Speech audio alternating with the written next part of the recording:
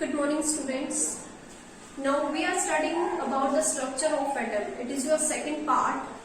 Guys, different times पे different scientist ने work किया है जिससे हमारे पास अलग अलग थ्योरीज आती गई। उन्हीं में से आज हम पढ़ेंगे डॉल्टन थ्योरी। डॉल्टन थ्योरी ने क्या बताया? डॉल्टन क्या है? डॉल्टन एक साइंटिस्ट का नाम है। डॉल्टन ने क्या दिया? Dalton atomic theory. Dalton atomic theory suggested that the atom was indivisible, but the discovery of electron and proton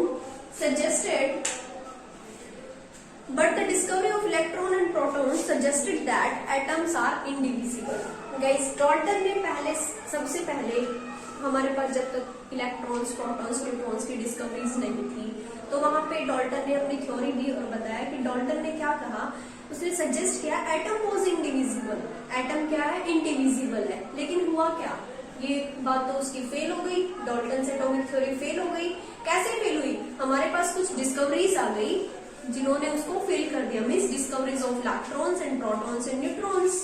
Discovery of electron and proton suggested that atoms are indivisible and they do have an inner structure.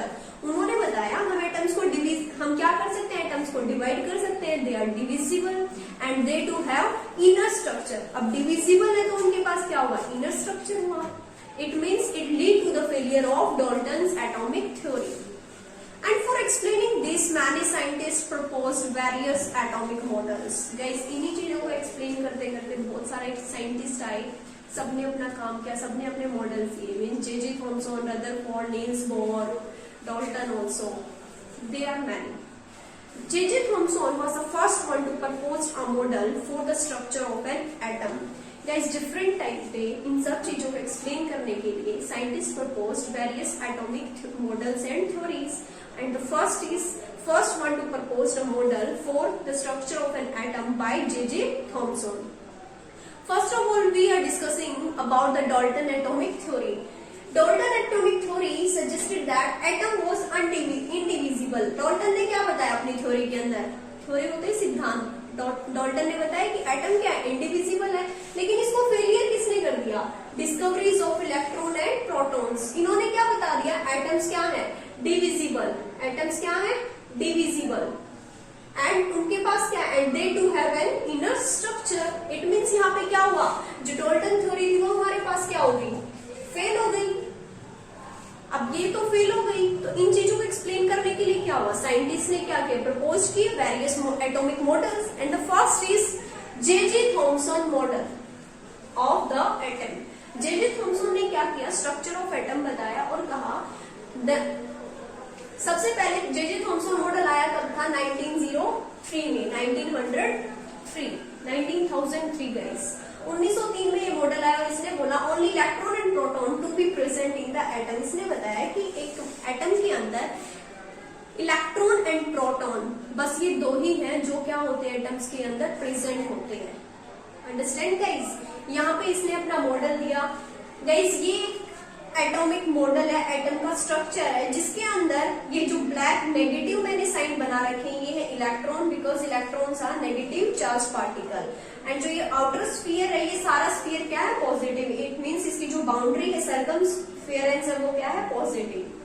Guys, इसके अंदर जो red part है ये सारा क्या? Positive sphere. और बीच में क्या है? Negative sphere, sorry negative charge particle means electron. Guys, आपको देखकर ये, अब देखो उसने एक एटम बनाया। कुछ चीजें क्या होती है? हमें शेप दिखाई देने लग जाती है, किसी चीज के अंदर दूसरी चीज दिखाई देने लग जाती है। तो जब थॉमसन ने ये मॉडल बनाया, स्ट्रक्चर ऑफ एटम बनाया, तो उसने इसको कंपेयर किया वाटरमेलन से। आजकल सीजन ही चला हुआ है वाटरमेलन का, तो आप देखते हो उसके अंदर जो बीज होते हैं, जो वाटरमेलन सीड्स होते हैं, वो काम कर रहे हैं इलेक्ट्रॉन का, और जो उसका रेड पार्ट होता है वो काम कर रहा है पॉजिटिव स्फीयर का। तो जे.जे. थॉमसन ने अपना मॉडल किससे कंपेयर किया? वाटरमेलन से and Christmas pudding. Christmas pudding guys, pudding होती है एक टाइप से खीर, और क्रिसमस क्रिश्चियंस बनाते हैं तो इसको नाम मिल गया क्रिसमस पुडिंग।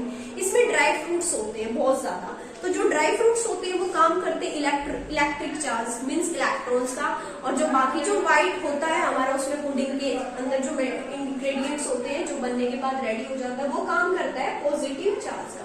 सबसे अच्छा इसको कंपेयर करते हैं वाटरमेलन से, अपना सीजन भी हमने देख भी रखा है। जो रेड पार्टिकल होता है उसकी शेप भी ऐसी होती है। जो रेड पार्ट होता है एडिबल पार्ट वो क्या होता है पॉजिटिव चार्ज, और जो उसके अंदर सीड्स होते हैं कहीं कहीं वे क्या होंगे इलेक्ट्रॉन्स होंगे। Understand guys? तो according to Thomson model of the atom, an atom consists of a positive charged sphere and the electrons are embedded in it.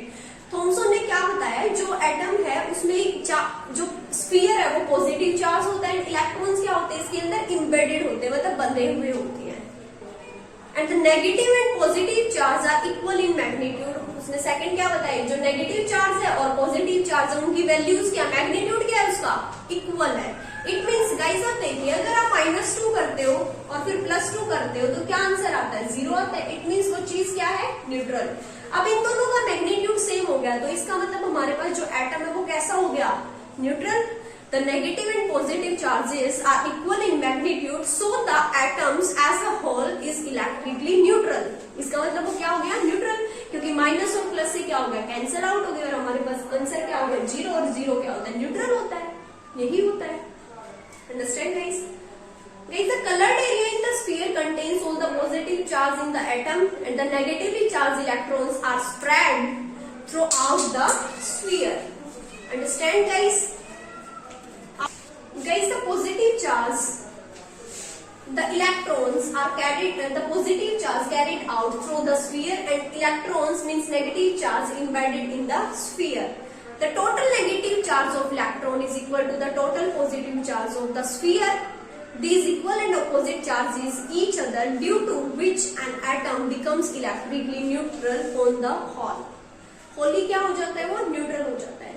Thomson model of an atom explain the electrically neutral nature of the atom. Guys, Thomson के model ने means यहाँ से क्या explain किया कि जो atom होता है वो wholly क्या होता है, कम्प्लीटली क्या है, न्यूट्रल है। यहाँ से वो नेगेटिव है ना, तो वो नेगेटिव है ना पॉजिटिव है, मीन्स नेगेटिव और पॉजिटिव तो यहाँ पे कैंसिल आउट हो गए। It means Thompson model of explain the electrically neutral nature of the atom, but it could not explain the result of various experiments. इस बात में तो जो एक्सपेरिमेंट्स हो रहे थे उन बातों को एक्सप्लेन ही नहीं किया। कहीं सब पता चल गया कि कोई वैल्यू हमारे पास 0 है तो उसको फर्दर क्या क्लासीफाई करेंगे हम। इट मीन्स यहाँ तो कुछ ना कुछ कमी रह गई। इट मीन्स हमारे पास इसी की वजह से पहले हमारे पास क्या फेल हुआ था, डाल्टन से एटॉमिक थ्योरी। ऐसे ही हमारे पास अब क्या हो गई, J Thomson model of the atom, ये भी क्या हो गया, फेल हो गया। क्यों फेल हुआ, it couldn't explain the result of various experiments carried out by the other scientist. मतलब जो दूसरे साइंटिस्ट ने जो बात निकाली, जिस बात की डिस्कवरी की, इसके स्ट्रक्चर को फर्दर क्लासिफाई किया, वो उस चीज को थॉमसन मॉडल वेरीफाई नहीं कर पाया और उसको एक्सप्लेन नहीं कर पाया। मीन्स थॉमसन मॉडल क्या कहता है, according to the Thomson model of the atom, an atom consist of positively charge sphere and the electrons are embedded in it. Guys, मैंने आपको पहले भी डिस्क्राइब किया है, जो रेड एडिबल पार्ट आपको वाटरमेलन के अंदर दिखाई देता है ये आपका पॉजिटिव चार्ज है, एंड जो वाटरमेलन सीड्स होते हैं वो अब क्या है, उनके इलेक्ट्रॉन्स हैं जो उसके अंदर क्या होते हैं, एम्बेडेड होते हैं। The positive and negative charges equal in magnitude, अब ये वैल्यू में सेम होते हैं, so the atom as a whole is electrically neutral. It means जो हमारे पास एटम है वो कैसा है, न्यूट्रल है। Thompson model of atom explain the electrically neutral nature of the atom. बस ये किस बात को एक्सप्लेन कर पाया कि जो एटम नेचर होता है वो हमारे पास क्या आया है, न्यूट्रल हुआ है। गाइस, इसके बाद हम करेंगे Rutherford experiments, discovery of nucleus, after that drawbacks of Rutherford models and Neil Bohr models in next video. Okay. Guys, if you have any problem in your topic, means if you have any doubt, you can text me, you can comment, I will reply you. Understand guys? Okay, thank you.